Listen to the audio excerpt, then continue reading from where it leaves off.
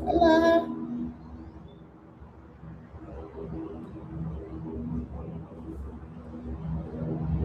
Helicopter.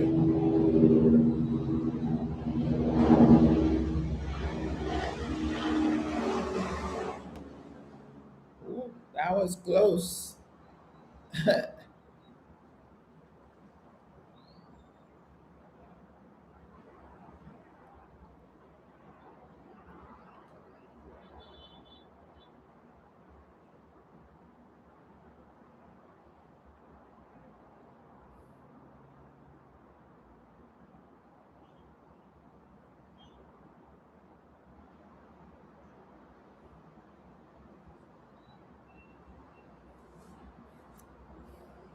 It is 4 o'clock.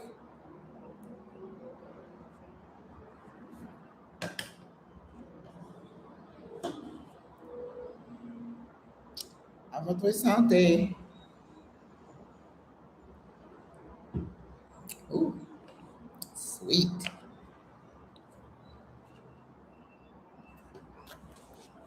Hola. Bienvenida, bienvenido. Bienvenidos al live. Buenas tardes. Buenas tardes. Hola. I'm waiting to see if I see some of my friends on Facebook again. They've been coming. Hola. I'm on the patio again. Salute. Salut. Hello, this is Caleb. New. Happy Saturday. I'm doing great, Caleb. Hola, Maggie. Hola, Julie. It's a little bit bright out here, so I have my sunglasses on, but I also have my regular glasses. Because you see, I can't see this part with these. Hola. Happy Saturday. Feliz Año Nuevo. You are blessed. Very good. You know, in Panama, we say Feliz Año, Feliz Año. They don't even say the Nuevo. I know that was weird. Hola. Welcome, everybody. Welcome to the live. You know, when I do the workout on Mondays, Wednesdays, and Fridays, we always start with Thanksgiving, looking up and saying thank you to God, to the universe, for the privilege of waking up, breathing, and moving and talking, right? Because we can't take anything for granted these days. Every single day is a blessing, it's a gift, and you choose what you want to do with that. And I always say, let's try to be the best human that you can, because that's all that matters at the end of the day. We don't need to save the world. Remember the words, bloom where you planted. Wherever that little circle that God has blessed you with, just bloom there. You don't need to be a missionary. You don't need to do anything fancy. Bloom where you planted. So how's everybody doing on this Saturday afternoon? What have you been doing? What are you up to? Today we're going to talk about etiquette.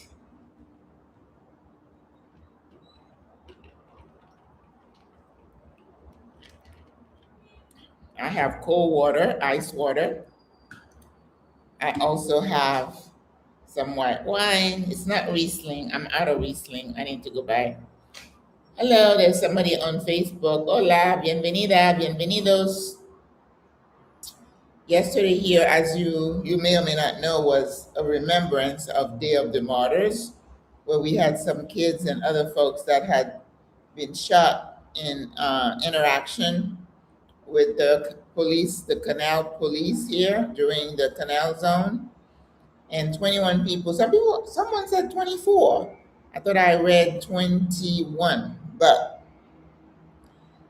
so it seems like traffic and everything else is still a little bit slow because Panamanian, if there is a holiday like on a Thursday, they're gonna be off the rest of the week and the weekend. Yes, they're very big on holidays. Uh, it's a rainy Saturday where I am. Where are you? Getting ready to go to the grocery store. Well, we have started. The dry season has started here in Panama. Usually, like mid-December to like early May. And during the dry season, we don't. It doesn't rain a lot. But today, I stepped out to go get something next door at the little cafe, and it had rain. So it doesn't mean it never rains. It means the chances of rain are low. All right, guys. Thank you for joining.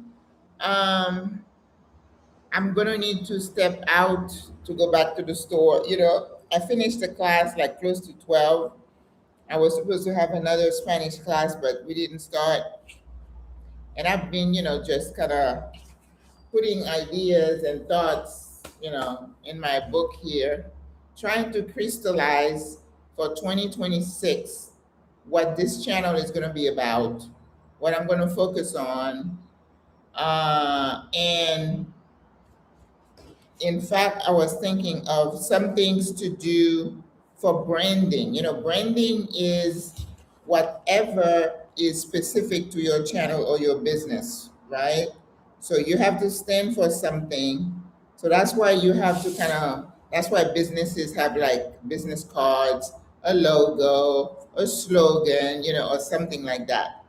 Now, I am very grateful for single women retiring abroad. And of course, I'm the face of single women retiring abroad. But I'm going to create a logo, a website. We need to kind of solidify and brand ourselves. I'm grateful that a lot of people now are aware of what single women retiring abroad means. So now I need to solidify that. What is it? What are we about, right? So when somebody sees it, they'll know right up front what we're about. So that's why I've been putting some ideas down.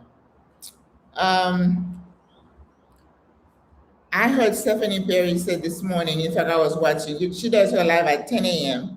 and I do mine at 4. She is in San Miguel de Allende today in Mexico.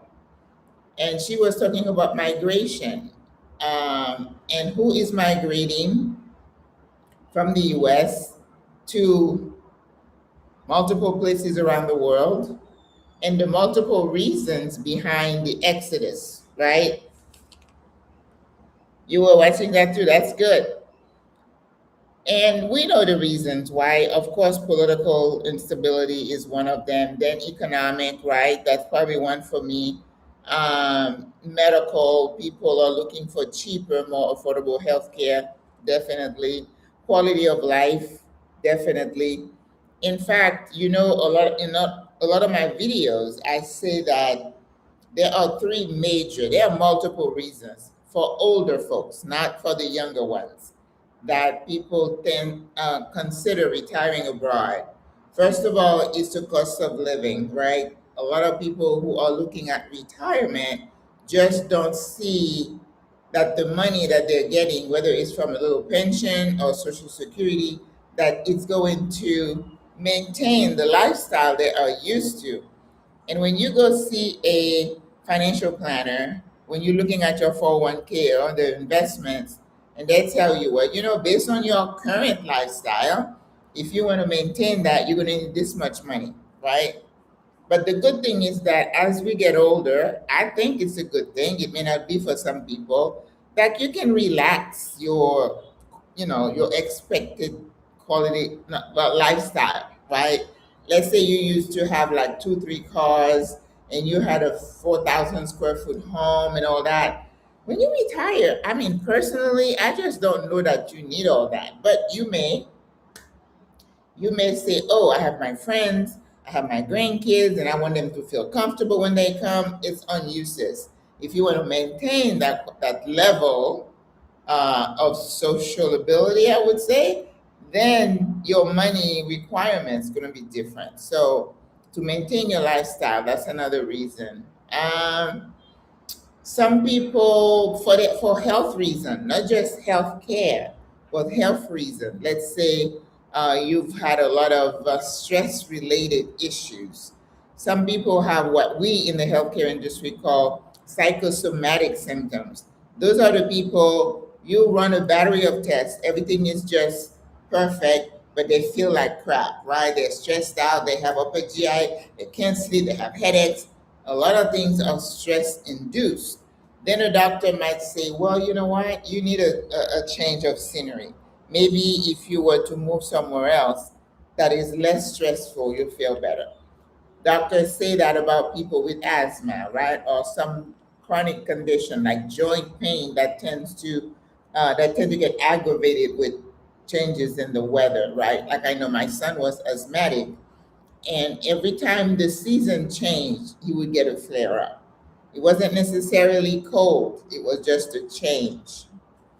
So she talked about all that. I didn't watch the whole thing, but now one thing that caught my attention, and she said now that she's seeing the second wave. The first wave of the migration was the retirees looking for higher quality of life. Oh, I was going to say that. The three major reasons we, as retirees, I'm 67, going on 68, was quality of life, cost of healthcare. We're looking for something that is lower, and the presence of an expat community, knowing that wherever you go, you're going to find people like you, retirees or people who kind of look like you, right? Hola. So now they're seeing an expansion of uh, the people moving abroad. Now it's much younger demographics. And I can tell you here in Panama, I am seeing that. I see people in the streets, and like I tell some people, I said they're walking packs. So when I'm walking down the road, I might see a group of 10 or 12, right? It could be mom, dad, children, aunties, cousins, grandma, grandpa. A lot of people are just coming. I see a lot more younger people, people with young families. And these are not just people who have relocated for work. We used to have that demographics here always because Panama is a financial center. So a lot of businesses would have certain interest here because some people park their money here. That's why money laundering is a concern here. And people say things, and of course, I don't repeat some of the stuff people say because if it doesn't concern me, I don't need to talk about it, about the country that has adopted me, right? So yes, there is definitely a shift, an expansion of the demographics of people coming here. And I know they're going to Thailand, they're going to Mexico, they're going to Colombia, they're going to Ecuador, they're going all kinds of places. In Portugal, there was a woman, she was like in her 70s, who had moved to France. Oh my God, all her videos about France, bonjour, bonjour. I mean, she was all, and as I say, in this social media world, people are attracted to drama, right? The juicier, the better. If you want to get views, do a video about something that is, oh my God. And as I said, if I did a thumbnail for a video and I said, I'm leaving Panama, I guarantee you it will go viral. People will say, oh, why is she leaving? What happened? Did they kick her out? What's going on? Yes, those kind of things attract attention. That's the media world for you. People want to know. The juicier, the more catastrophic, the more appealing, right? If you get stricken by some kind of disease, oh yeah, they want to watch. If you say the doctor says I have so much time to live, oh yeah, they're gonna watch because they want to see that. But We're not about that.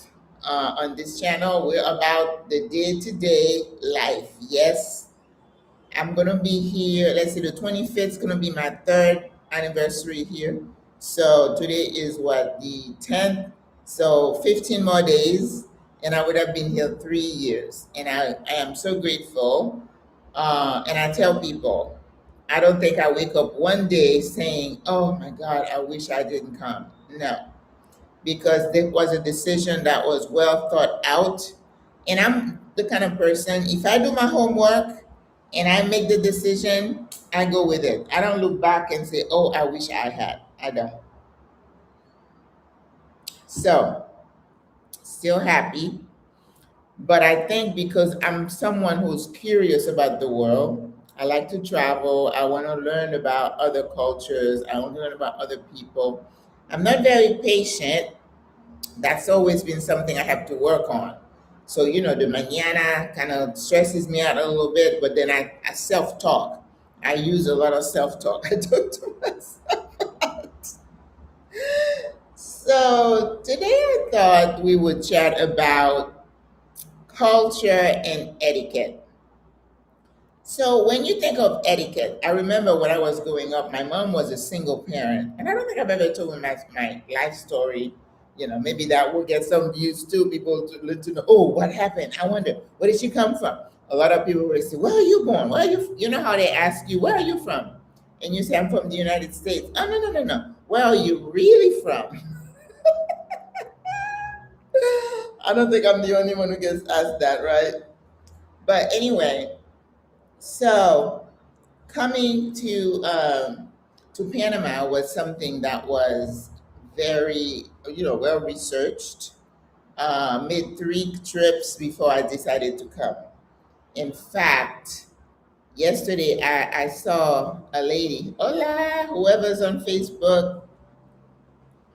Um, I told you my recommendation is that people come to visit because Panama is not for everybody. All right. I've seen videos of people saying, "Oh, don't go to Panama. It's dirty. It's noisy. Everything is slow. It's inefficient. It is all that and more." Right? What is your why? I always say, if your why is strong enough, the other things are not going to be that important. I don't mean to say that it doesn't upset you sometimes or doesn't stress you. No, I'm not saying that. But life is not perfect. And you know why you left. So don't come here expecting perfection. I was talking to a sister yesterday. She said she was having dinner with a group of people, and there was one American who had just gotten here off not the boat, but off the plane. And as soon as she got sat down, she started complaining about the service or whatever. It's like, give yourself some time. You're in a different environment. Always. Whatever upsets you or irritates you, always go back to why did I come here? Because you're gonna hear me say that a lot. No one asked you to come. It's up to you to adjust and adapt to the culture here, not the other way around. So please leave the expectations of what you think it should be or how you think things should be done. No, because when you do that, you mess it up for the rest of us who are trying to just lay low and just live a very simple life without attracting attention to ourselves for them to say, oh, he's rude American, this. I don't want to go to a restaurant where somebody's being rude and then you try to speak up and the server say, oh, está bien, está bien. No, we're used to them like that. No bueno. That's not something for them to be used to, that you're going to berate and demand and demean. No bueno. And knowing me, I'm probably going to get myself in trouble and say, I'm sorry, sir. Do you think you really should be talking to them like that? Then I could get myself in trouble, right? Okay. So I wrote something down for the etiquette. When I say etiquette, what do you think I mean by that? Can somebody write down the definition for me? Or if I want, I'm trying to be a teacher today right now. I had my Spanish class today. I always enjoy these ladies. They do so well. So what do you think I mean when I say etiquette?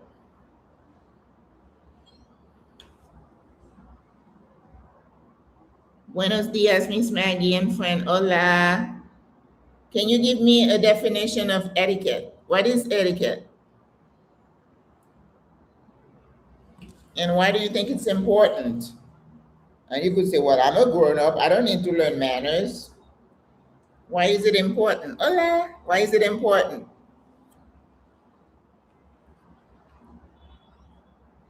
Do, do, do, do, do, do, do, do, do, do, do, do, do, do, do. Yeah. All right. Okay, let's see. How to be polite. Social glue. Yeah, that's good. I think it just means good manners, right? And if you wanted to give an extended definition, you could, when it comes to being in a new culture, you would say, like as nurses, we talk about cultural sensitivity. As we try to care for people, we try to frame everything we do with an understanding of the culture of that person, right? It helps in making a real connection with people. Yes, it helps, but what it is an awareness, right, of the people you are living with, especially if they're not like you. Because values are, it's a set of action, thought processes that people have based on how they were raised, their location, and whatever they've gotten from their families and their bloodline, right? So when somebody say Americans do this, well, it doesn't mean every single Americans. You go to friends, they might say, "Oh, the Americans are rude." Well, maybe they had an experience with two or three Americans, but then they just frame everybody. And isn't that what happens with racism and inequities? They just say those people are lazy. I mean, every single one of us is lazy? No. So, mannerism and etiquette means I'm in this culture. Let me try to understand why these people are the way they are, why they act the way they act, why they eat what they eat, why do they move around the world the way they do, why do they think like that, right? The manner in which you carry yourself and interact with others. Yes, definitely. The way you carry yourself, if it's ingrained in you, you know how some people are just genuinely polite and caring, and then you have the other side, right? They just throw their weight around, they're rude, they just, yeah, right? And sometimes I say, well, somebody didn't teach that person well because that starts young in the family, in the environment you grew up in, where you watch the people around you, how they carry themselves around other people. You don't have to teach a child to respect when they see you respecting others. And just the fact you have a child, you still show respect to that child. So then when they go to school, they're going to respect their peers, they're going to respect the teacher. It kind of carries on. So it really is good manners and an understanding of other people and their stories, right? And that's why I think diversity is so important. It used to be a very positive word, but now it's almost like a slur. If you say diversity is important, it is because we are not the same. Even if we might look the same, but we think differently. And I think it's a beautiful thing that we can have different perceptions and opinions. And it used to be, we used to embrace that. But now it's like, if you don't think like I do, you're not my friend, you're not supposed to be in my circle. That's not a good thing. I don't care what anybody tells you, that's not a good thing. Because the world is a paella. We have many people. As much as some people try to make it monolith, like one, it's never going to be that. So I'm just putting that out there. You're always going to have people who don't look like you, who don't think like you. The beauty was that we respected that and we said, oh, well, let's agree to disagree. I respectfully disagree with you. You remember when we used to say that? I respectfully disagree instead of automatically going into the defensive and start throwing shade and just saying nasty things to each other because we don't agree. No bueno. That is not good. So when you make the decision, again, I like to stress that you came, no one went and brought you wherever you are right now, Thailand, Mexico, wherever. You made the choice to go into a new culture. It is up to you to understand. And that's why when I see people just pack up their bags and they come, I'm like, really? Because the acculturation, what I call it, it means getting used to the new culture, understanding it, takes time. And you can have book knowledge of a culture, but it's not the same as living within the culture, having day-to-day interactions. Because even in the culture, they're not monolith, they're not all exactly the same. You have nuances and varieties among the people. But having a general understanding of a group of people is super important. As nurses, we had to understand if we're taking care, for example, of a Muslim patient, we understand the way they eat. We had to learn that. The way they eat, their need for prayer a certain time. And it's like we don't do that, but we acknowledge that's how they live their life, right? Whatever culture you are dealing with, it makes it easier if you understand each other and you don't stop there. Acknowledge and respect. And then the next step is embrace. Well, that takes a lot of, it's an act of the will for you to say, I embrace this culture, right? Oh, I don't know what that is. But it's really important that we understand how important that is to us.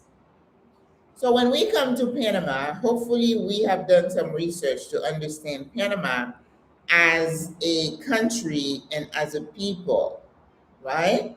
Panama is in Central America. And you have to understand the history of the Americas, right? Christopher Columbus, the indigenous people who were here first, and all that negative history. Uh-huh. So when you see the people, you have to understand where they came from, what they have lived through, and who's here. You cannot understand a whole culture by just what you see. You have to go back and understand the history, what happened to them, how the culture has evolved, how the people, the citizens have evolved. There is a museum here called Biomuseum, where they go into all that from very prehistoric time up to now. And again, talk about Panama, how Panama was formed, volcanic activities and, things changing. And then you have this little stretch of land that is just unique in the way it's shaped and how it connects North and South America. So we're in the central part of it. You also need to understand why Panama is multi-ethnic, right? The history of colonization, colonialism, where you had mostly the Spanish coming down, Christopher Columbus finding this land. Oh my God, look how beautiful, blah, blah, blah. We want it. It's ours. Let's go in there and just take it on, take it over, which is what they did. And then you had other Europeans who came, Portuguese, Spanish, French. Through the Caribbean, Central, and South America, there was a strong Spanish influence.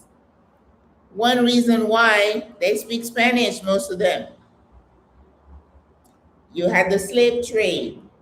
They just captured those slaves from the shores of Africa and brought them here forcibly. A lot of them didn't make it, died en route, but a lot of them did. They came. Cheap labor, not even cheap, free labor. And I always say mankind has always had a desire to oppress and to take what doesn't belong to them. That's what they did.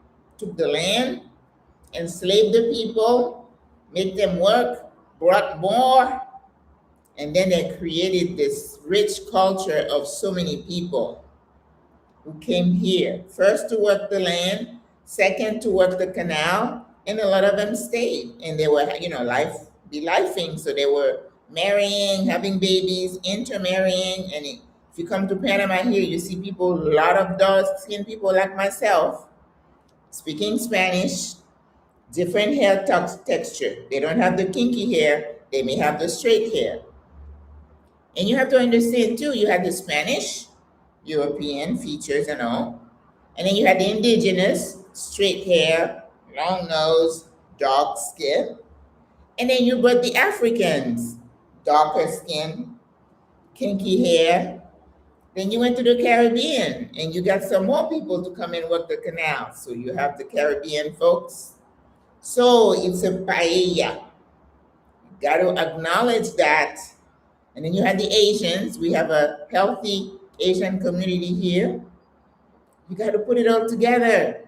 This is the country, that is the history that has created those people here. So when you're trying to say, I'm going to move around and I'm going to show good manners and an understanding of the culture, because even though you have the paella, you do have differences, cultural differences, because you have different groups of people, right?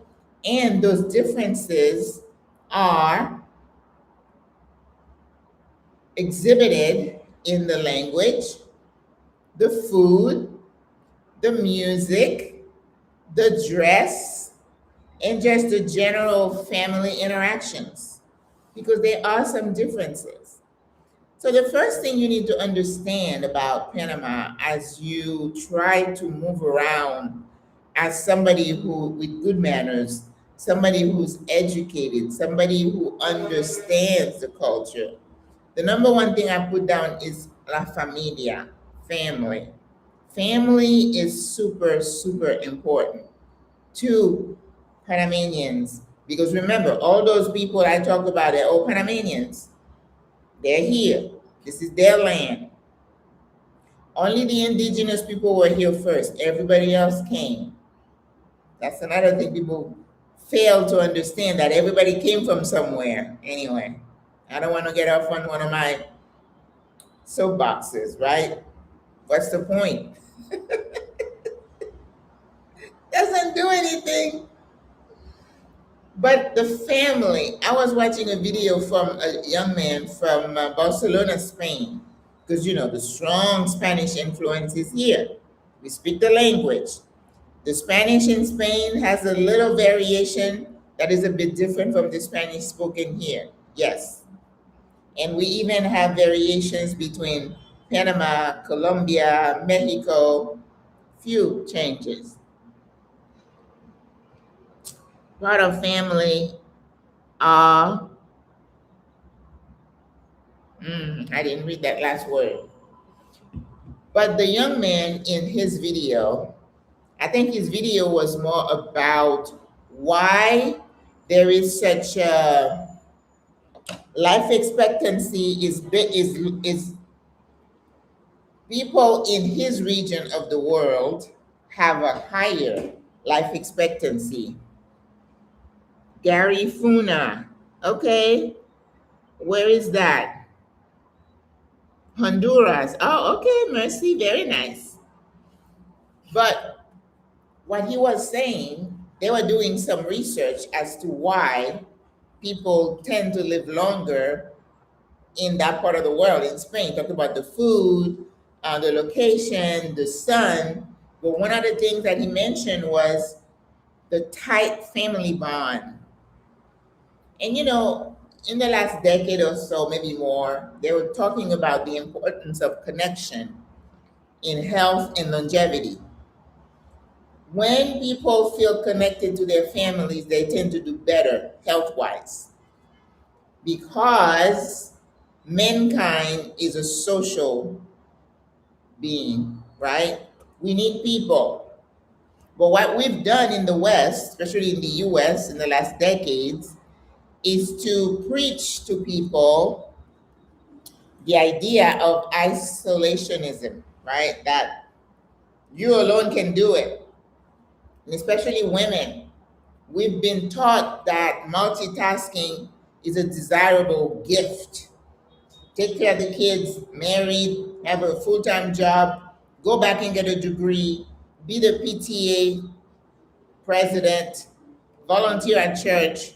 And then when you do all that to the outside world, oh, they're in awe. Oh my God, that woman's got it all together. But did we?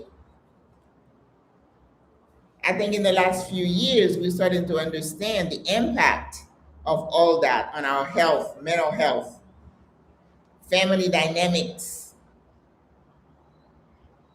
relationships to friends and others. No, it's not that desirable. So when you look at a family here in Panama, they're very tight. The idea, and it's not just the nuclear family, which is mom, dad, and kids. No, it's the extended family, grandparents, aunties, uncle, cousin. Sometimes they're all living together.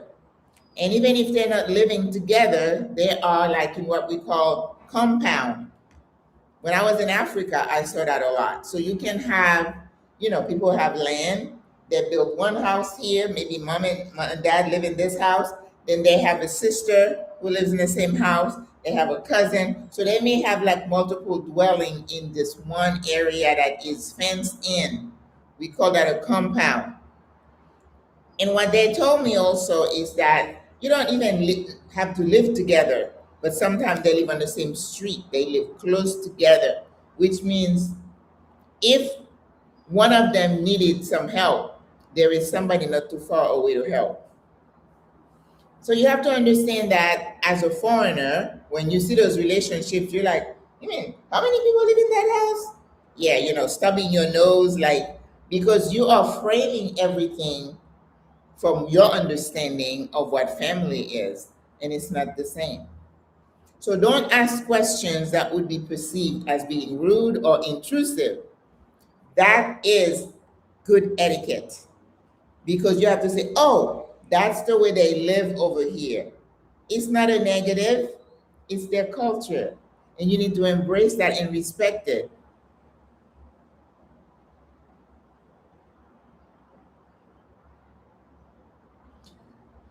Let me tell you, she said, she worked 3 jobs, raising, yeah, you know, and the epidemic of single mom raising whole families, working, doing 2, 3 jobs.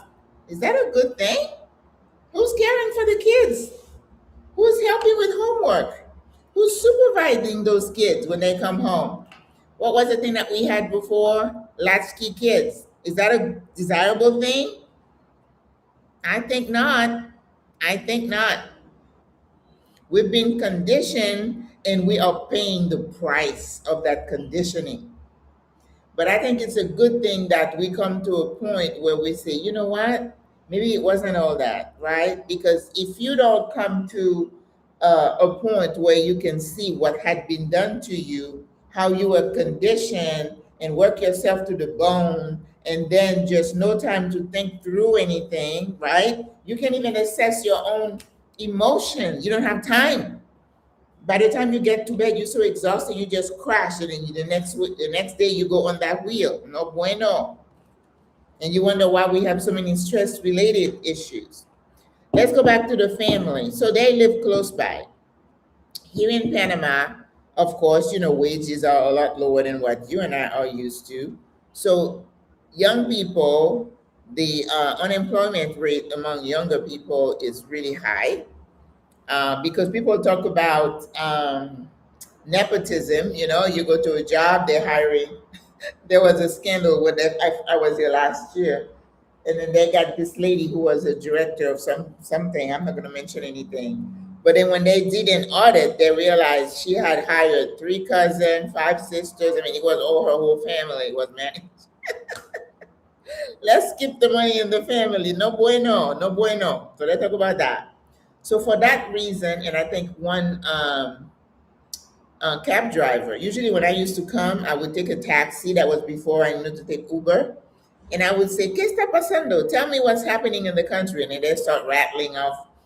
And then they talk about, oh, you know, the unemployment. You know, you can have all the degrees, but if you don't know somebody, you're not related, you're not going to get the job. It is what it is. But when a young person comes from the interior, meaning, you know, in an area outside the city, to come to work here in the city, they may not be able to afford an apartment. And I mentioned that in another video about so many of us coming here, increasing the rent prices. I haven't heard that they are blaming us for that yet, but that may not be too far away. So when they come to work here, they're not going to be able to afford it. So what they do, if they know a cousin or somebody, and they just kind of rooming together. So that is not something that it's an expectation. That's just the way they roll in PAC. I went to an event maybe a year or so ago, and I was, you know, I don't usually go out, but I was just getting started. That's how you want to meet people. So I went and I got a pina colada, and I'm sitting there, and the view was amazing. I'm watching, and then I got seated next to a little older lady, and I struck a conversation. That's what you do. And then she said, "Oh, you retired?" I'm like, "Yes." She said, "You're here alone," and her eyes were getting big. I said, "Yes." She said, "Wow, can't even imagine being anywhere without my family." And she was here with like her three daughters, three sons, some grandchildren, and they came, "Grandma, grandma," touching her hair, hugging it. That's La Familia. Another example that I experienced, I went to the movies. And usually when I go to the movies, I like to go to the theater. I go to the matinee anyway because, you know, I'm conditioned to go to the matinee because the prices were really high. But here in Panama, because I'm retired with my ID, I can go to see any movie for 360 or something like that. So I'm like, sign me up. So I go and I like to sit high, smack in the middle, so I can just kind of see the screen. And all of a sudden, a family came in. Now, they had another row in front of me. No, they got on my row. And I see a little group come in. And so they passed me. Perdón, perdón, you passed me. The whole row was filled with that one family. So in that family, you had mom, dad, the kids, all ages. Teenagers still go to the movies with their parents. Cousins, sobrinos, sobrinas. The grandparents were there. Cousin, aunties, uncle. Anyway, talking to each other throughout the whole movie. And here I am. I like peace and quiet. No. Even the grandkids were coming from one side to the other, passing over me, sitting, looking at me. So I came to understand even going to the movies is a family affair, okay? In many cases, there were no options. I had a secretary job, no degree. I had to work two jobs. Yes, I understand. Understood. Yes. So the family is important. So understand that. Number two, I put down here respect for authority. Okay. Generally, when you move around and you see around Panama, people follow the rules. You get on the metro, they tell you it is not permitted to eat or drink in the station. En las estaciones del metro. That means you're not going to see anybody with a bag of chips, with a drink. Once in a while, I'll see somebody taking a soda, but that's somebody who is trying to go against the rule. But generally, you're not going to see that. If it says you don't do it, they don't do it. When I was here during COVID, everybody had to put a mask. They had a police person in each car checking to see who didn't have a mask. And all he had to do was just point and they grab their mask and put it on.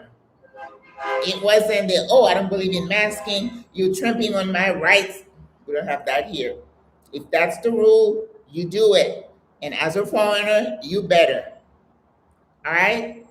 What else do I see him do in terms of, because I'm mostly in the street, on the bus and in the metro, going to the bank. You don't go to the bank with a hat on. Take your hat off. They did that to me one day, and my hair, when we have a hat on, that means we need some help down there. And he said, take it off. There's a security guard at every bank, every door. Most big stores, most buildings have security guard. And you're going to toe the line. So he made me take my hat off, and I panic, and I'm like, do you have a mirror? He's like, what? No. So I had to go in there with my hair and hurry up. When you go into a government office, there is a dress code. You just do with the Joneses, wherever you are. You got to toe the line. So this is the kind of thing you need to understand, and somebody will tell you. Go into immigration, there is a dress code, and your attorney is going to tell you what to wear. No flip-flops and stuff like that. We don't do that. All right? Respect for authority and the elderly. The elderly is revered here. That doesn't mean they're not victims of crime, because remember, you're dealing with human beings. Even though you have, did I move? Even though you may have the majority of the people and the culture, you do have some bad apples, right? Like we have some issues with gangs in certain neighborhoods. That happens everywhere. But the elderly generally is ma'am, senor, not say ma'am, senor, senora. And in these Americas, they tend to be a bit formal with people they don't know. Like when I'm teaching Spanish, I'll tell people there is a way for you to address your friend, acquaintances, and there's a way you address somebody in authority or somebody you don't know, usted versus tú. So in the language itself, and also how you carry yourself, saying hola, buenos dias, you nod at people as you meet them in the street. And if you see somebody who's very old with like gray hair, says don so and so or doña, that's a sign of respect. So the formal is very important. If you don't know a Panamanian, you don't address them casually until you become acquainted. Okay? Oh, no, I didn't move in the movie theater. I know. I didn't want him to feel bad because then I was going to have to go in front of the rest of the row. I was too busy learning that lesson that going to the movie is a family affair. And Panamanians love to go to the beach on the weekend. And again, when they're going to the beach, they pile into that car. If you go to the beach, it's not like just me and my kids. No, you inviting grandma, grandpa, and the cousin. You call them on. Oh yeah, let's go as a caravan. That's the way it works. They move in packs. All right. So respect for authority. And in this part here is more culture than etiquette. Well, I guess.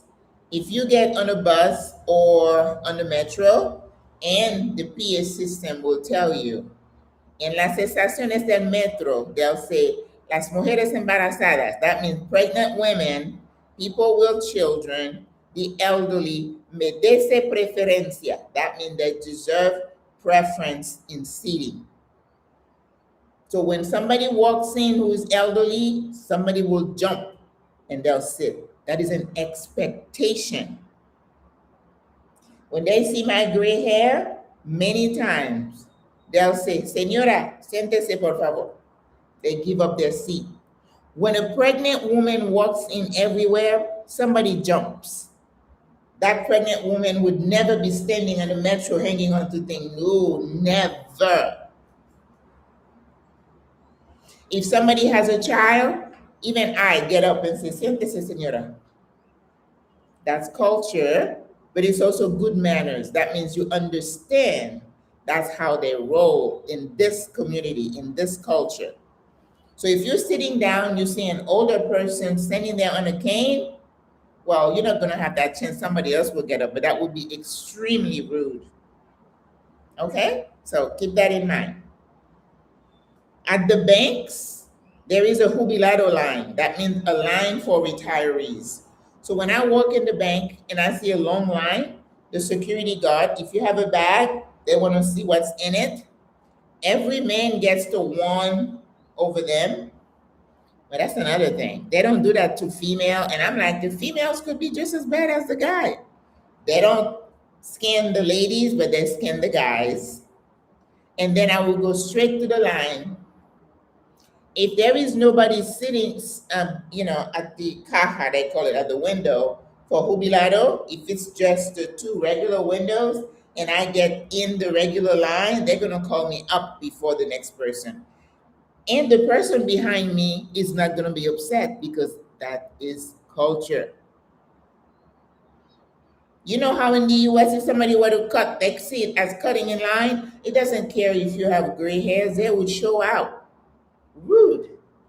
And I think I went to the US one time and I was standing in line to go passport control. And you know how they bring the wheelchair to get the people off the plane? And the line was like 5 deep. I think I said that in another video. And then they had these old people in the back of me in the wheelchair. And I look at them like, well, what's the point? If they're going to have to wait here in the same line. I said that would never happen in Panama. No, because they would have preference. They would go up front first. Come on. I like that. I love it. It used to be that way in the US. That was before my time. I don't remember that at all. All right, the next thing, I'll talk about pregnancy. The other thing you're going to see here in Panama is women breastfeeding their kids in public. I mean, you could be in the metro. There's a guy standing, holding onto the thing, and then there's a woman sitting down. She just yank up that breast and stick it in that baby's mouth. But that's not a husband. It doesn't faze anybody. And I know other cultures do it. Remember how many times people would be talking about this woman, she was breastfeeding her kid in public at the gym or whatever. It's like, oh my God, how embarrassing. She doesn't. It's a natural thing here. So when you see it, don't stare. Don't gawk at them. They're going to say, what's she looking at me like that for? They won't even pay you attention because that is their culture. They're feeding their babies. No shame. Eating. In this culture, eating is one of the pleasures of life. I believe that because I'm a cook. I feel like for me, cooking brings me pleasure. Eating my food when it's good gives me pleasure. Watching people eating my food and saying, oh my God, Miss Maggie, it's amazing, that gives me pleasure. But in general, in this culture, eating is one of the things that you do to enjoy life. Very nice, Auntie. Yes. She said she used to give her seat to the elderly. I raised two boys, and I raised them to open the door for someone and to give up their seats. But you know what's happened? They'll hold the door for some, I don't know, I'll try to be nice. And then she's like, why are you holding the door? I can open my door myself. Yes. You have those women out there over there. Here, you don't even have to say thank you. It's a given, it's an expectation.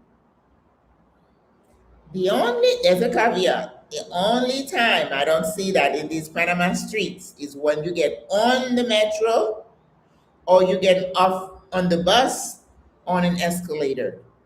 From God, unknown reason, they want to be there first. So they will go around you, get in front of you, and jump. They do. I've heard other people say that. I don't understand it. They'll get up and give you their seats, but boy, they're gonna get on the escalator in front of you. If it's rush hour, they're gonna get on that bus before you, so watch out.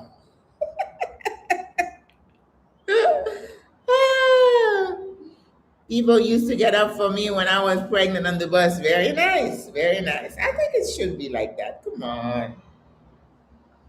All right. Eating, as I was saying, eating is considered one of the pleasures of life.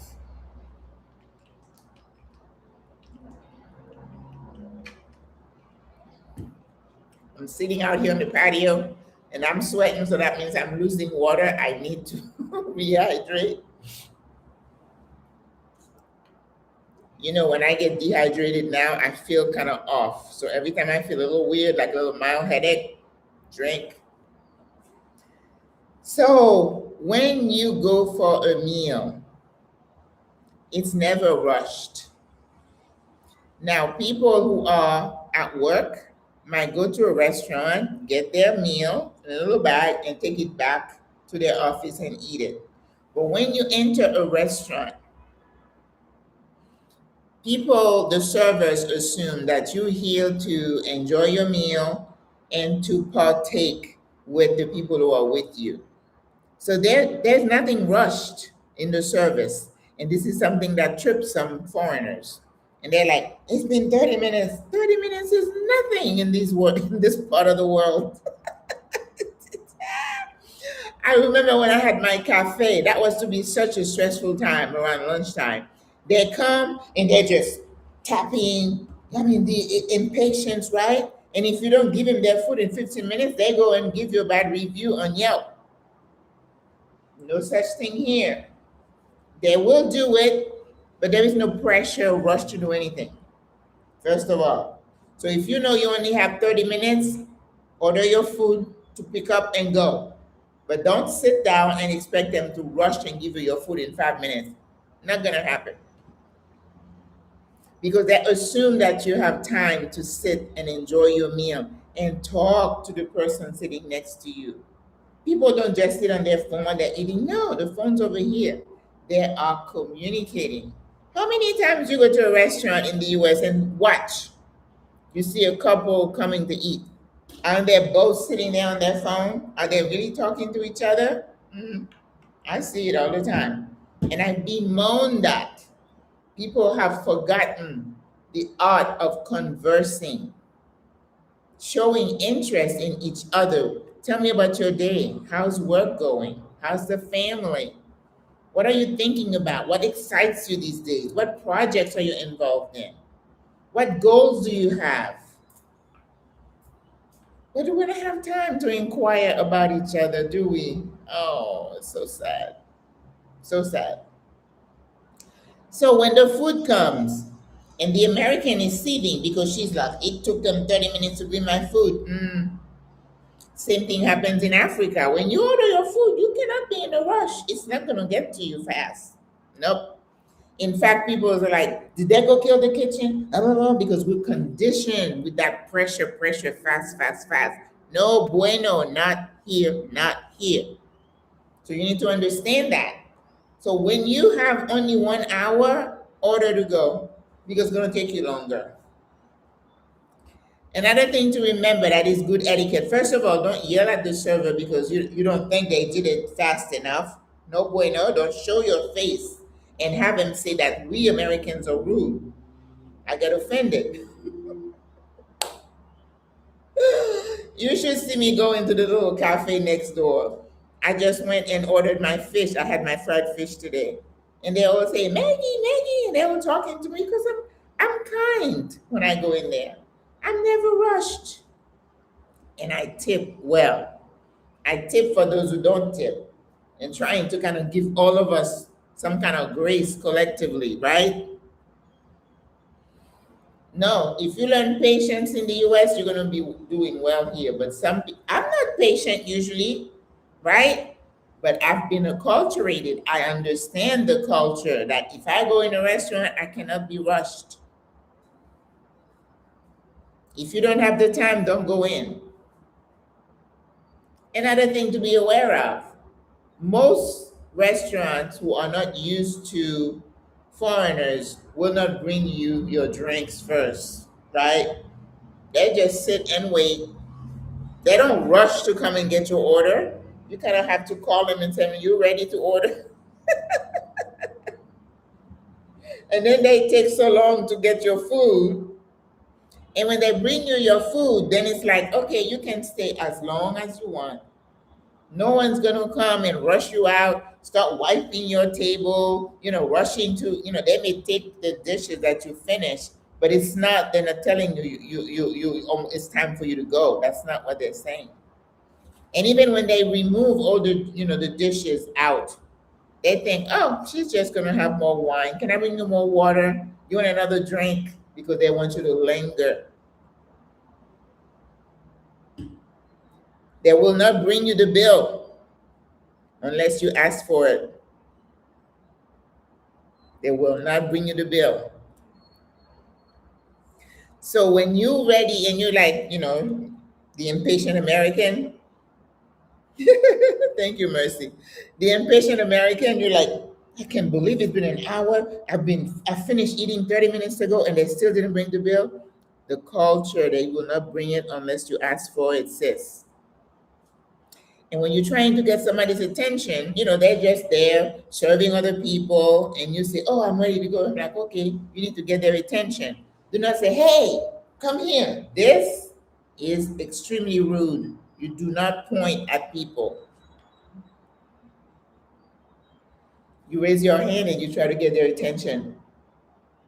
Calmly, gently, and voice saying, hey, come here.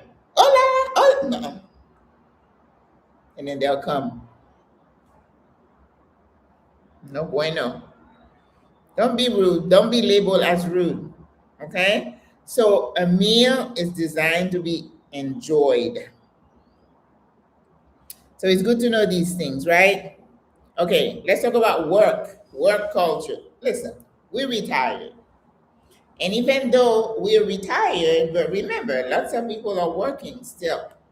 And like I'm telling you, a lot more people are coming here with children and families, so they're probably working, even if it's at home. Work culture in these communities, work doesn't define you as an individual like it does over there. You know how you say, I think I went somewhere in Arizona, and then this lady introduced herself as Mrs. Dr. So and so. I didn't ask you what your husband did. Can you say just, hey, I'm Jean? Mrs. Dr. So and so?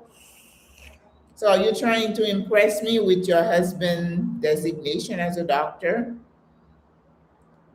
Our persona is wrapped into our job because we know that people value you or treat you based on their perception of who you are, how much money you might have, what social class you're in. That's how they treat you. There's a guy who was a millionaire. He walked into a dealership in Florida. And he saw, he was one of those redneck truck guys. And he saw a truck that had all the bells and whistles. And then he stood there.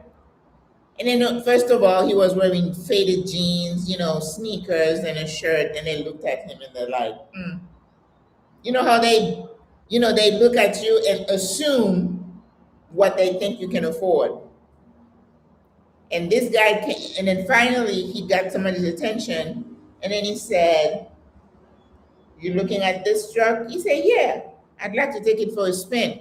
And he's like, "No, how about I show you that one over there, a lower level type of truck?" And then he said, "No, no, no, no, no, I want this one."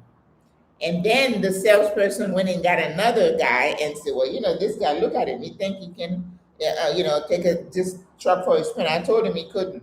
And the other guy, who was well trained, just came, "Hey, how are you?" He started talking to this guy, and he said, "Yeah, sure, you can take it for a spin." So he went and took it for a spin. He loved all the right. So he came and he said, "I'll take it." And he wrote a check and bought it cash. That other guy was salivating. There goes that big commission. Because he judged this guy based on what he assumed he could afford. Lesson learned. When I was looking to buy my BMW, I walked into the local BMW. And I knew I didn't want a brand one because I know I couldn't afford it, but I was looking for one that was like a year old. And I was outside looking, and I saw this guy. He was well dressed, but he was a salesperson. And he sat behind the glass in his office and he watched me. He watched me. He never came out to ask me, "Can I help you? Do you have any question about any other cars?" So I knew what was what. So I just got in my car and left. I drove to Tampa, somewhere around there, and I got it and drove it back home. But what happened is that I had what do they call that? Um, a plan to do the maintenance. I had like a plan. Because I was local, I took it there. I drove it there to get an oil change. And the whole time I was sitting in the waiting room when it was being serviced, I just gave that guy that. You assume I couldn't afford to buy it, and you would not even approach me. This is just something that happens all the time. It's ridiculous, right? But work, I digress. How did I get on that? Work in Panama does not define people. This is something they do so they can have enough to live.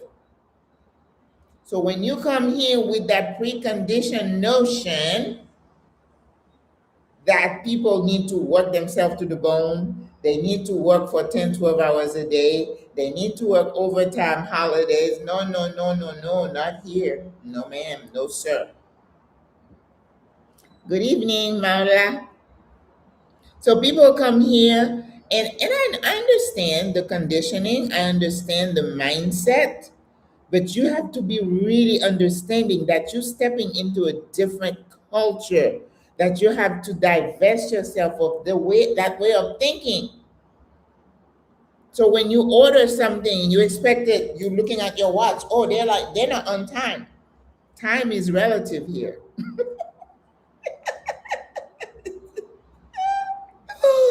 8 o'clock doesn't mean 8 o'clock the way you think it. Nope, nope, nope. We have some guys doing some repair work in our building. When I go through to drop my trash, they may start at 7:30 or 8. By 10 o'clock, I go back and I look, they're laying down with their sombrero, their hat on their faces, they got the music going. They're resting. Every time I go, they're resting. So if you have, and I'm sure their bosses, foremen understand that. If you're an American and you're working in that environment, you're going to get so stressed out because your expectation is not going to be met ever. The expectation that they're supposed to work, work, work, work, it doesn't work like that. People work so they can enjoy life, not the other way around. No, no, no. And it spills out into everything. When I go to this particular furniture place, every time I go, I'm like, oh Lord, okay. Because I'm going to be there for a while. That's why when you're trying to get your bank account open, it could be a whole day, it could be a 2-day process.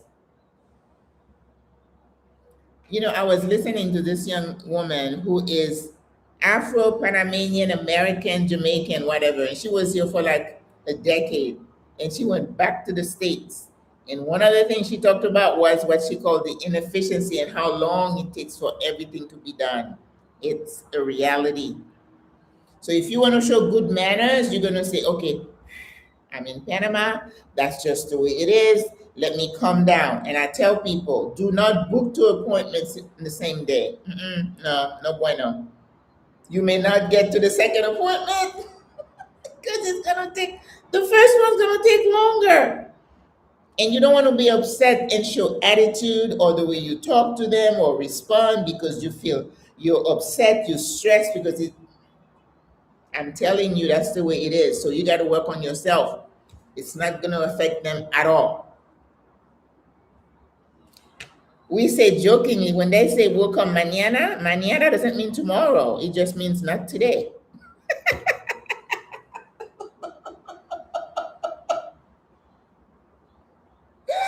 This is something Americans struggle with so much. When the delivery guy says, okay, I'm going to be here, you look at your Google Translate. First of all, you stress because you really can't understand very well. Learn Spanish. Mañana a las 11, right? I had a delivery for some furniture. Oh, give my address, my phone number.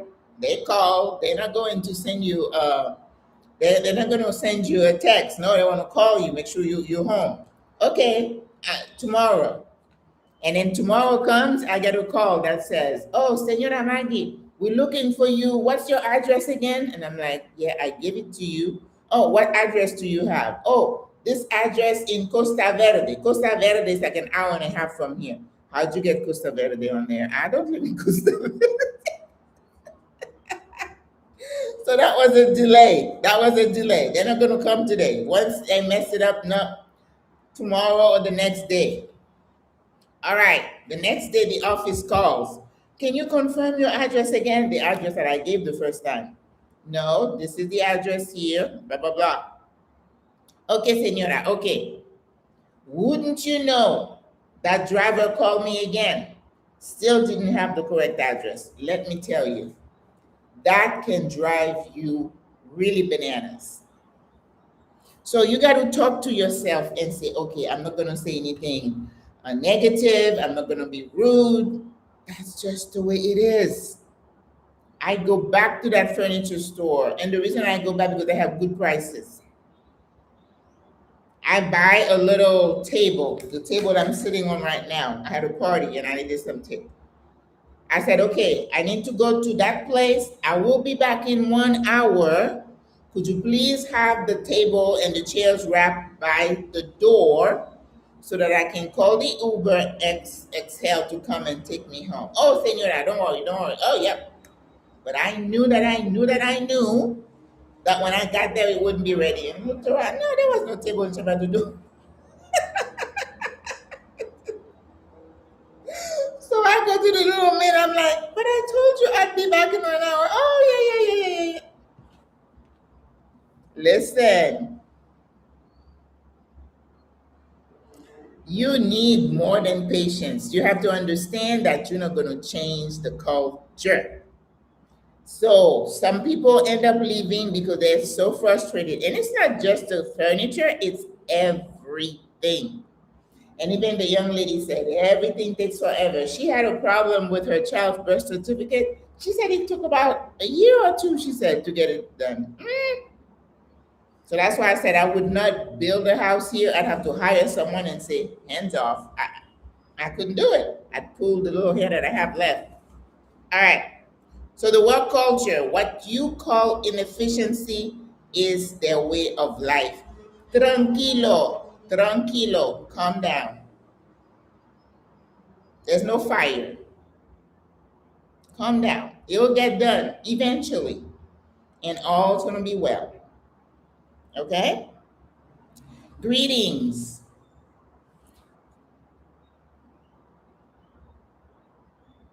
You used to being invisible, you just caught me off guard. I knew it was their culture, but not really expecting it to be. Oh. Yes, work does not define you, sis. No, you are not going to be remembered by the job that you did, the title that you held.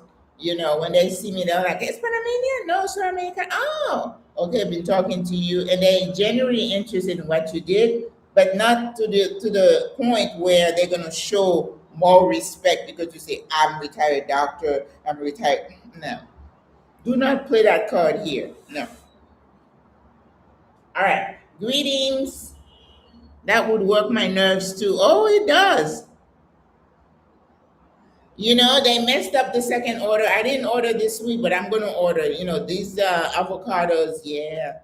Avocado, the leeks, and some other stuff I like. So I will. Greetings. In these Americas,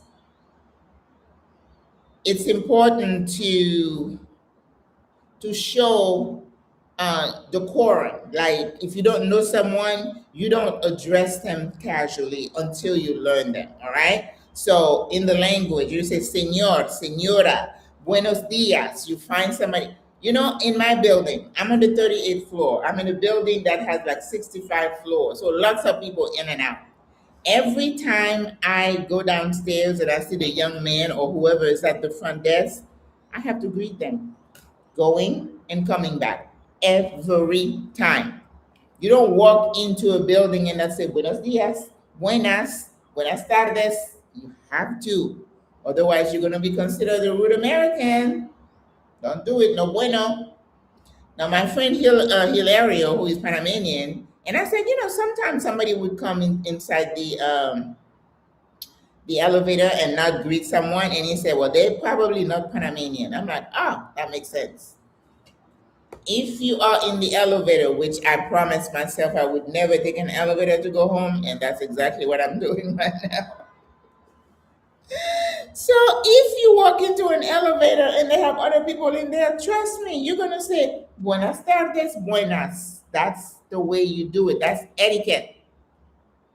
And when you step out and some people are still in there, you say ciao, hasta luego. You don't just walk out. No bueno, no, no, no, no. Greetings are important. You meet somebody in the, you know how in the South, I remember I lived in New York and then I moved down to Florida. Well, there was a stark difference that people of color, usually black people, we acknowledge each other in the street. We would do the little nod. It kind of like that here. If you pass someone, you say buenas, buenas. You don't just walk past. No bueno. That is the culture. We greet people. Buenos dias, buenas tardes, buenas noches. Every time I step out to go out, it's like hola. I come back, buenas. I could do it 10 times a day. I still have to do it. In and out, elevator, into a room, au revoir. We don't say au revoir, we say hasta luego. All right? Handshakes. Men. If men meet each other, firm handshake.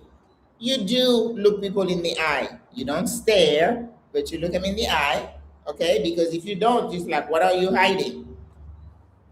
But it's different from what I experienced in Rwanda, Africa, where it was like, that was a little uncomfortable.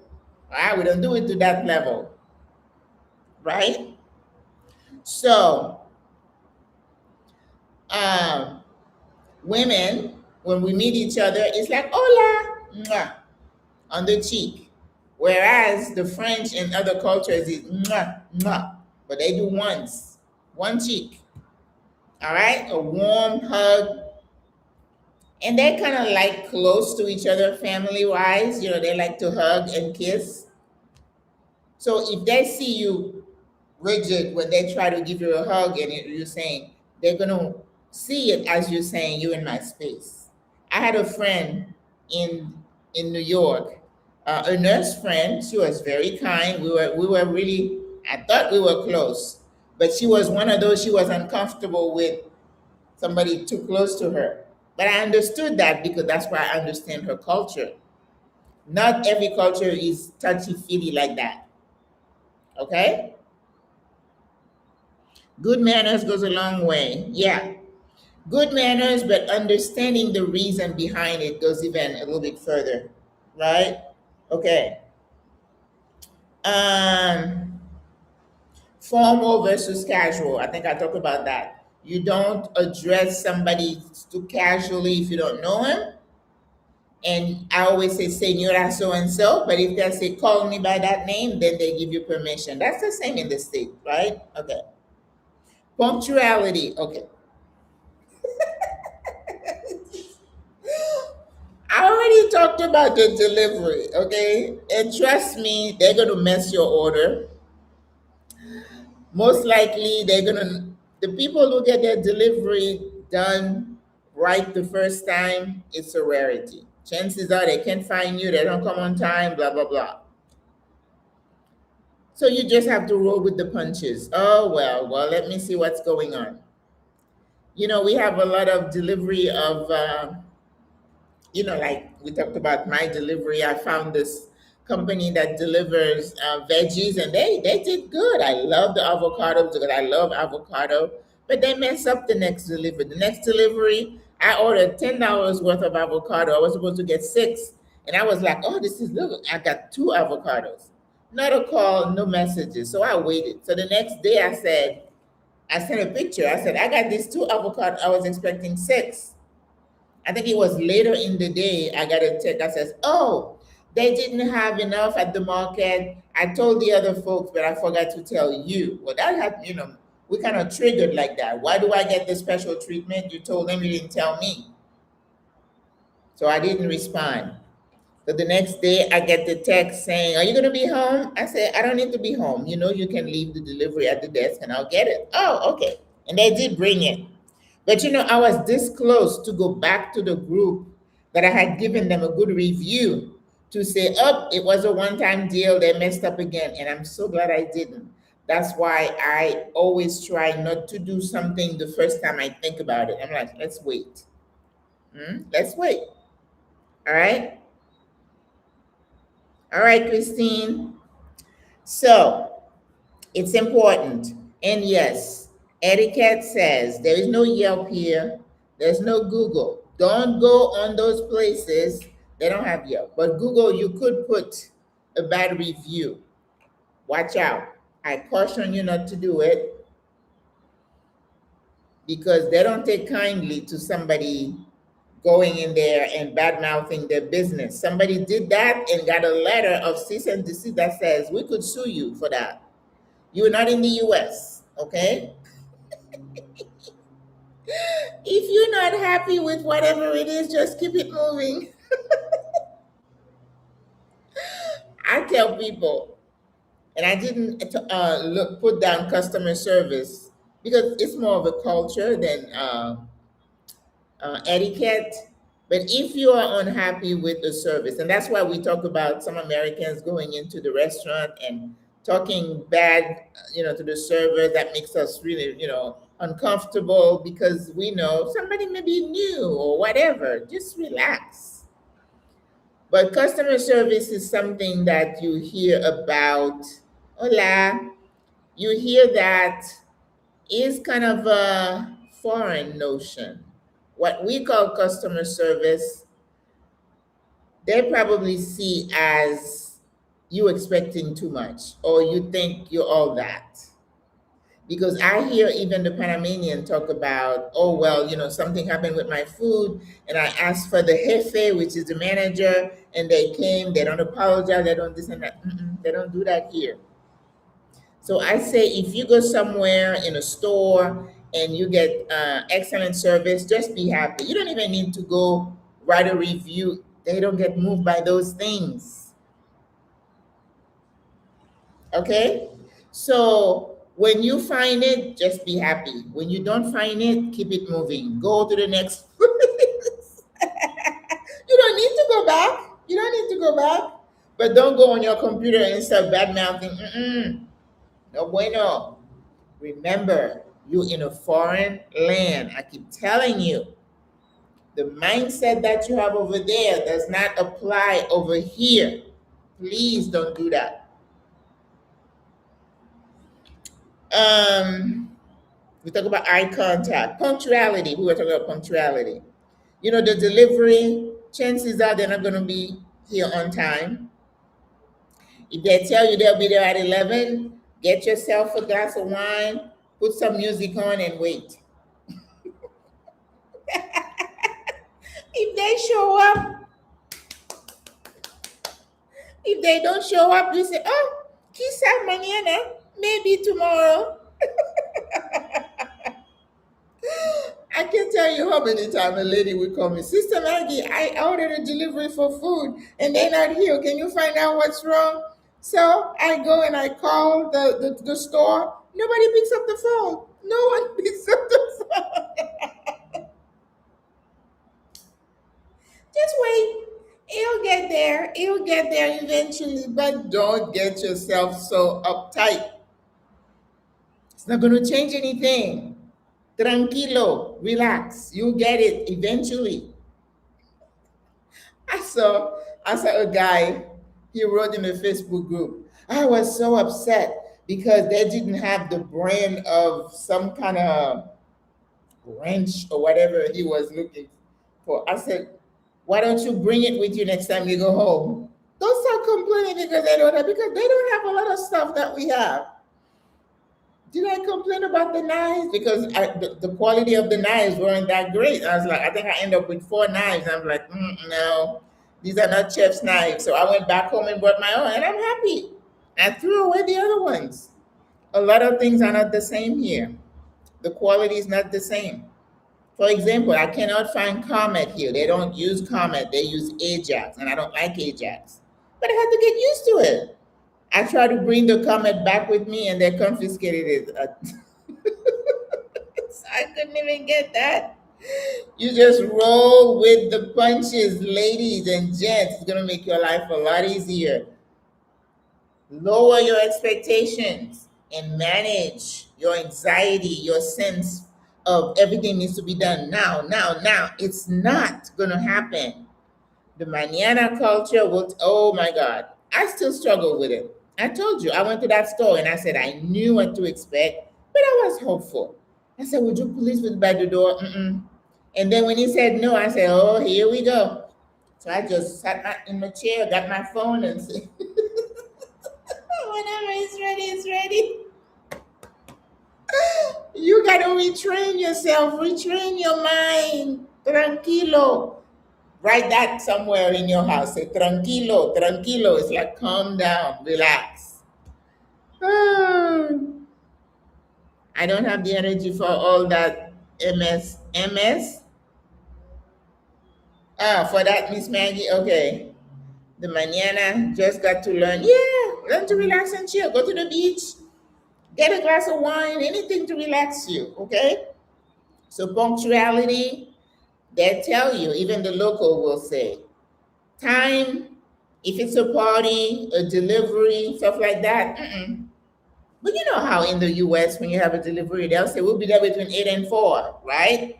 Right? They tell you 8 and 4, so you don't know when they're going to show up. Except that here, they may not show up between 8 and 4. It could be in the next week or so.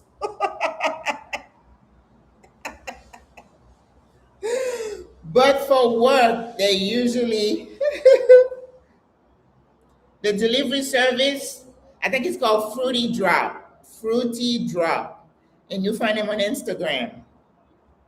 All right. For work, they'll usually be on time. But for a party, don't be the first one there. No bueno. If they say between 5 and 7, get there by 6 or 6:30.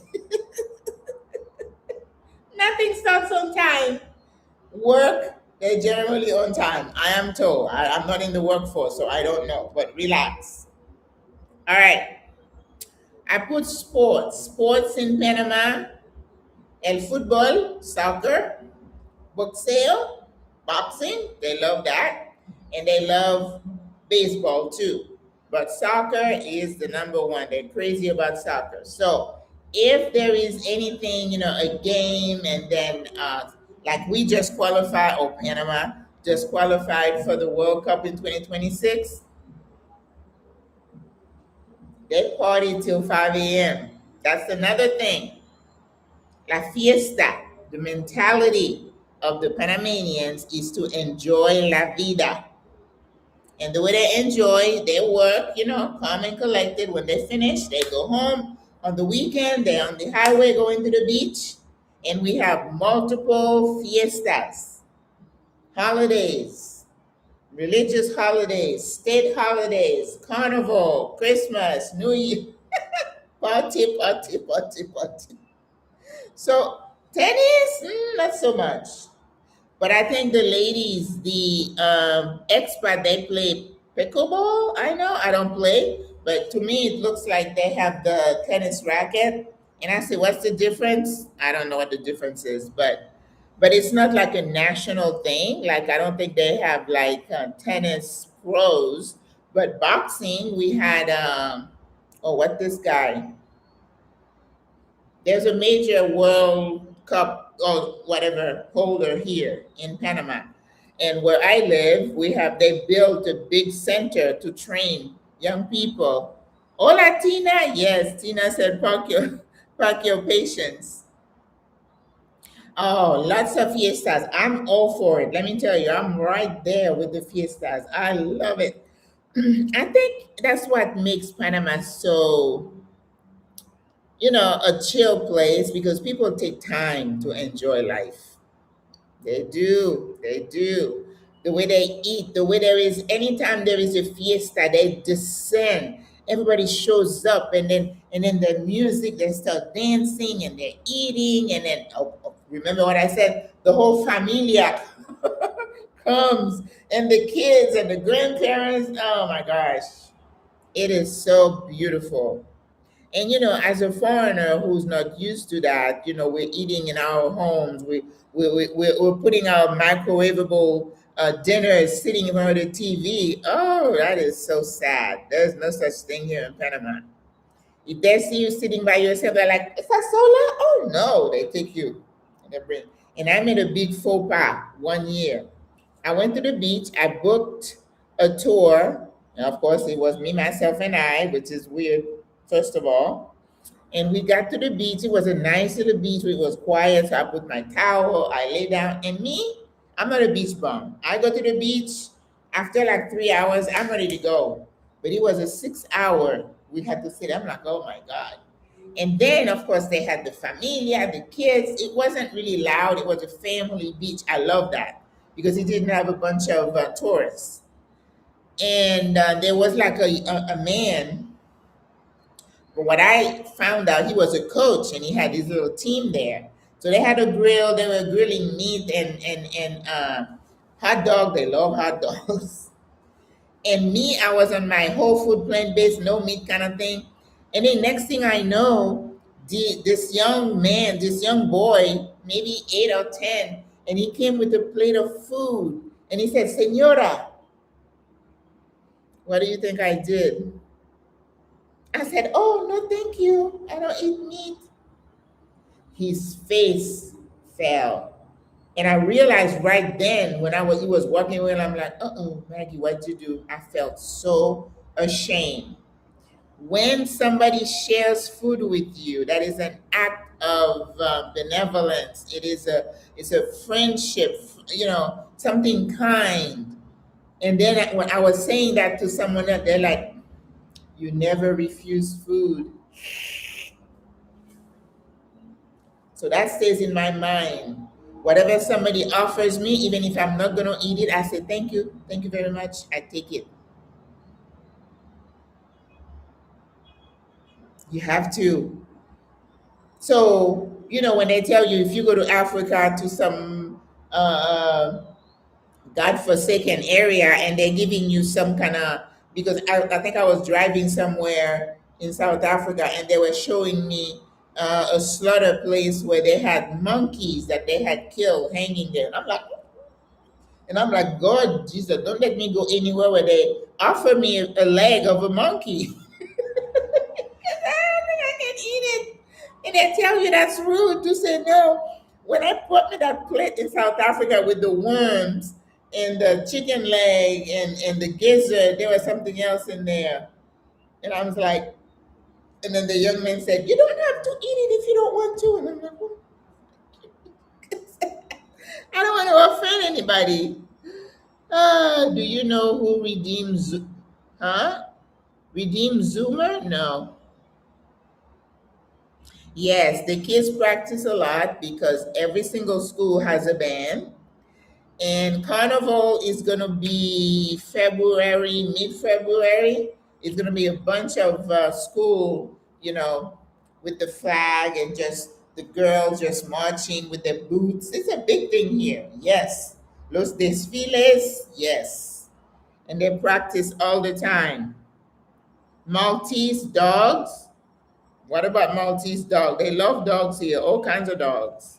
We have dog parks. I came in late, Miss Maggie. Have you mentioned the cost of living? Listening to you wants you to make, yeah, cost of living varies depending on how you want to live. It's about your lifestyle, where you want to live. Panama has the city, the beach, the mountains, and all price points, right? So it's up to you. Food is relatively affordable if you eat local, fresh. Rent based on where you are. The city, of course, is more expensive, and certain areas are more expensive, but they have some other areas that are less expensive. Internet, very affordable, $45, $50 a month. Electricity in the city based on your consumption, but a lot of us use fans. I have spent lately with my fan about $29 a month for my electric. That's with my Jubilado discount, 25% off. You get off of your electric bill. Do you venerate your ceiling fan? I don't have a ceiling fan. I have a stand-up fan, and Tina here gave me another one when she was leaving. But some apartments have ceiling fans, and I'm used to ceiling fans. I'm from Florida, and I made sure I had a ceiling fan in every single room. That would help control your electric bill. All right. Breaking up bread, yeah, community, absolutely. Thoughts on furries? Furries, you mean pets? Lots of dogs here. They don't like cats so much, but they have lots of pets. You can have your cat, in your apartment, but you're not gonna see them people walking around with them like they do dogs. They absolutely adore dogs. Looking forward to you hopefully sharing Carnival. Oh, definitely. Next weekend, in fact, next Saturday, I'm not going to have the live because I'm going to be at the Mil Pollera Festival. This is the festival of that gown that they wear, with the hair and all that. It's in Las Tablas. It's going to be a whole day thing, and there are thousands of people in that parade, and I'm going to go to that one. Can you date my ceiling fan? Are you trying to be funny?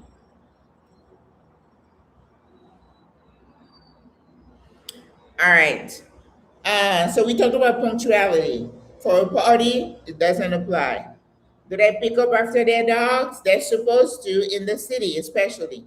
Most buildings, like my building, as you go out on the driveway, whatever you want to call that, where they have the awning where the cars pull up, they'll have a stand there with bags. They're free. You could just take one or two. You're supposed to pick up after yourself. But like anywhere, some people don't. In the country, the dogs are kind of loose, right? But in the city, they're supposed to pick up after themselves. I'm in Panama City.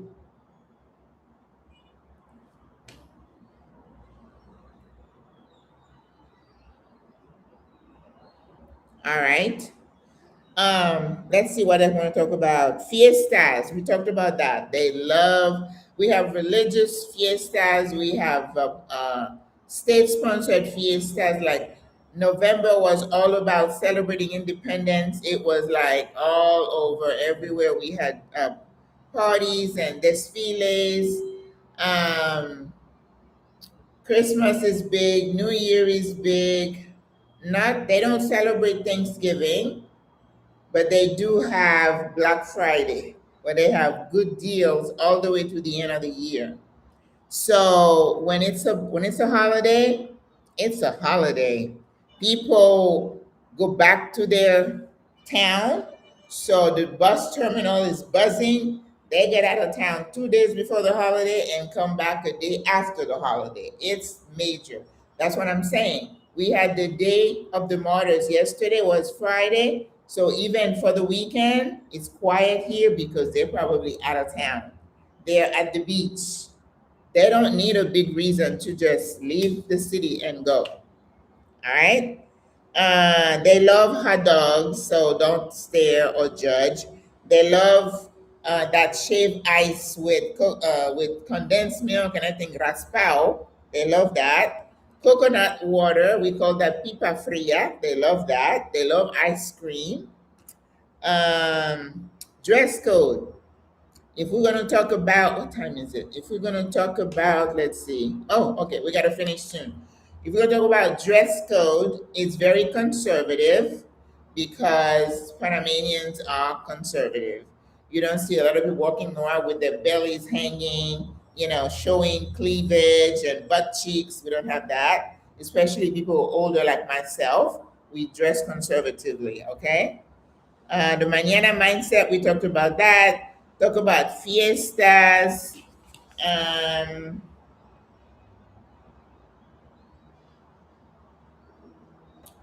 Another thing that might be something that you may not be familiar with is that in the city, a lot of people have house help. Okay? Loving your session today. Although I live here, it's good to revisit the issues. Oh, thank you so much, Deborah. Um, they are used to having housekeepers, home help. Lots of people have nannies for their babies. So it's not something to gawk out and say, oh my God, are they thinking that they're superior? It is not that kind of mindset. Get that out of your head. A lot of the apartments here have what they call maids' quarters. So you may have a 3 bedroom, 3 bath apartment, and then they'll have a smaller room with a smaller bathroom. They call that the maid's quarter. So if you had somebody live in, that's where they would be. Now, you may have some kind of moral um, discomfort with the fact that they're in a smaller room and a smaller bathroom. But a lot of us who don't have live-in maids, we use those for like storage and an extra bathroom. And why I would want 4 bedroom, 3 bathroom right now? I don't want that. I don't want to have more places to decorate, more places to, retrofit with all kinds of things and then clean. Mm-mm. I have a 2 bedroom, 2 bath, and many times I'm like, I need to go down to 1 bedroom. I don't need all that. I want my life to be simple and minimalist. Okay? But this is part of the culture. It's not something. It's not socially they think they're superior. No, yeah, they're paying them. They're paying taxes. It's an employment. So get over yourself. Okay. I get to learn something new every time. Thank you, Lacey. I just kind of jumped on and started talking. I found this live feed really exciting. Oh, thank you, Jeanette. As I mentioned earlier, you'll be visiting Panama next month. Yay! Congratulations. Oh, Deborah. Oh, that's my friend. I was there yesterday. But it is true to understand that when you come to a new country, you have to understand the context of why people do the thing they do and why they live the way they live. And understand it may not be what you used to. Don't judge, don't start to question why they do what they do. It's none of your business. And another etiquette is not to talk about the country in a derogatory way, right?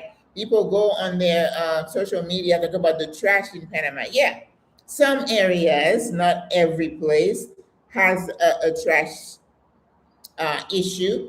But you know how it is? This is a world of inequalities. The poor, like the Bible says, the poor will be with us forever. So for some reason, God chooses to give some people money and some not. I'm not hung up on that. You do what you can. Yes, I think everybody deserves fresh water and clean and all the stuff and food. Yes, of course I do.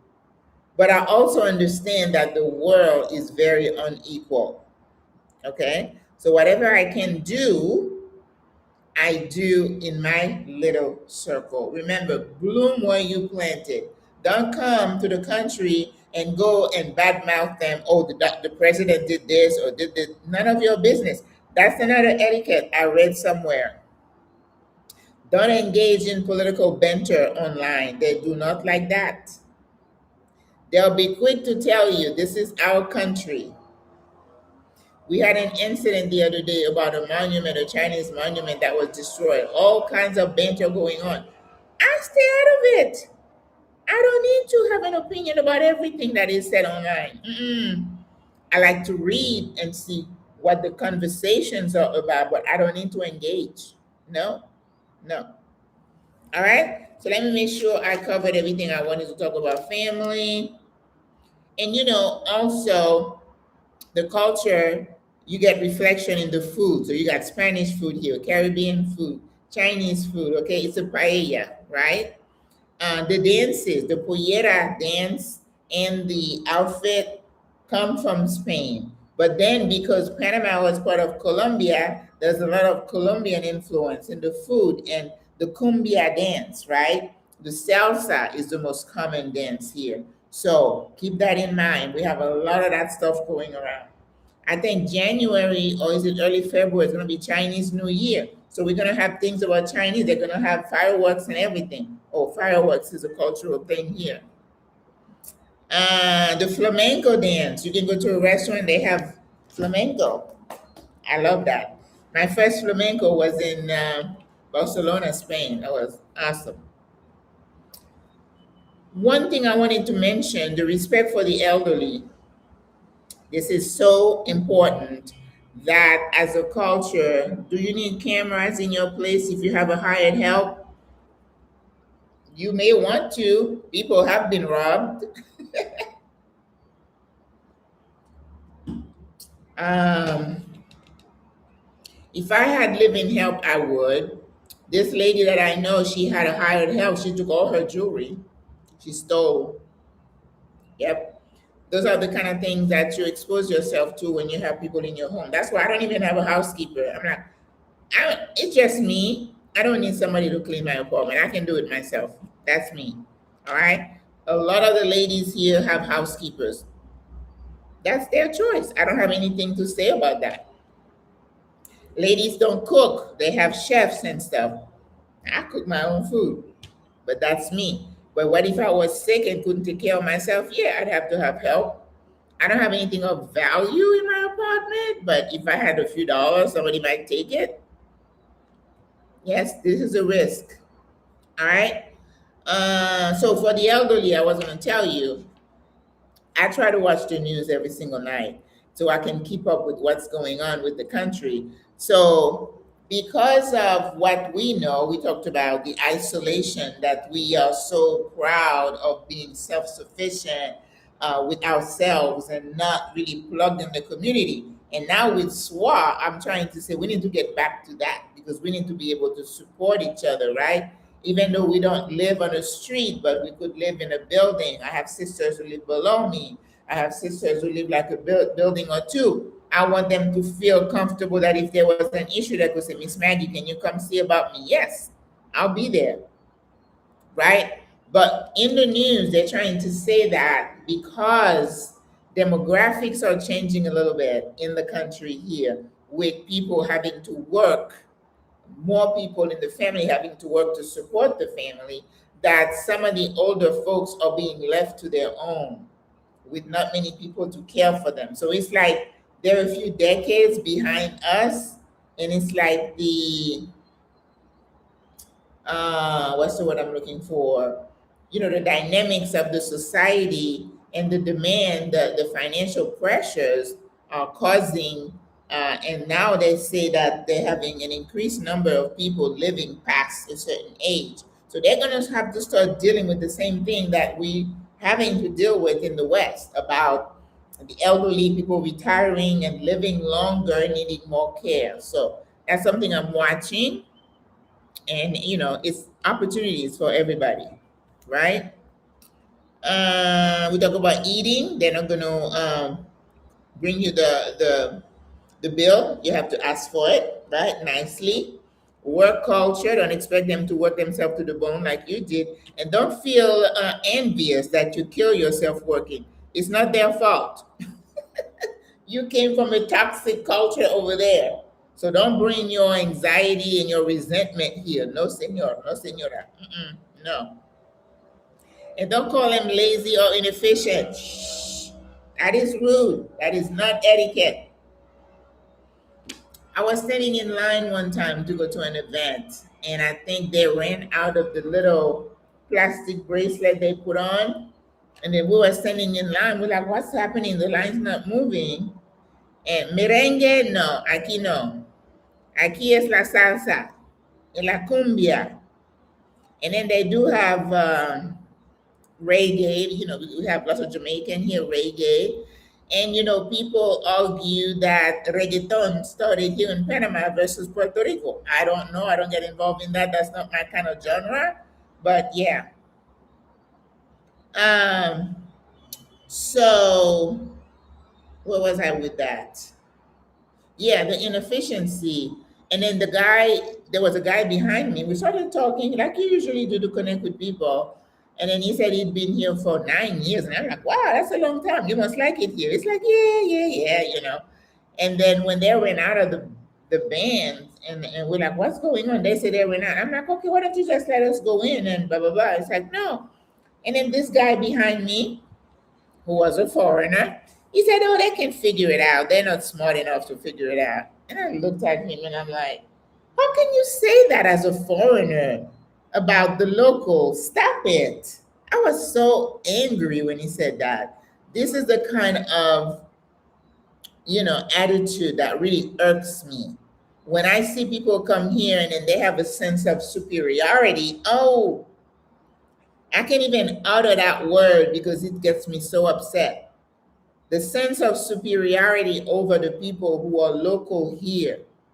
And I hear that about certain enclaves in the country, and the locals aren't having it. I'm telling you.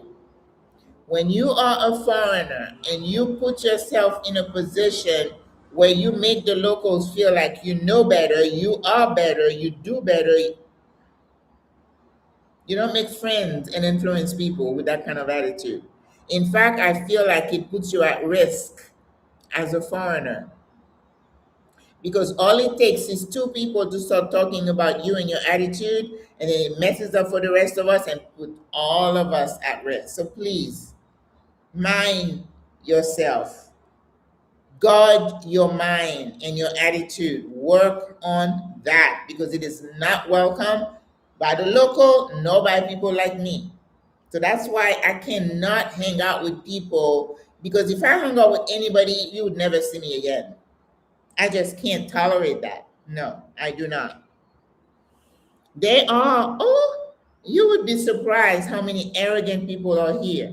And you know how? I don't know them personally, but I belong to different Facebook group. I don't answer, I don't engage, but I like to read the comments. And you can say, oh my God, and maybe I'm tempted to get a response. It's like, no, you don't need to engage. Nope. But yes, the arrogance come through in the comments. And the sense of, we know better, or they don't. What are you doing here then? What the hell are you doing here? If you're that superior, stay over there. If you know better, stay over there. What are you doing here? Be humble. Be grateful. And that's all I want to do. That's why I'm quiet. I mean, I say I'm quiet, but people see me in the street. Oh, you too. Like, hello. But I try to stay in my lane, and I try to, cultivate a sense of a spirit of thankfulness and gratefulness to this country. I know why I left. I know why I came. Therefore, I embrace here. It's not perfect. I always say it's good for me. So, did you guys have any other question? Let me see the time. Oh, yes. Because now I'm going to have to go to the store. Tomorrow, I'm making lentil burgers 3 ways. So, I have a short list, and I want to get to the store before it gets dark, because I can't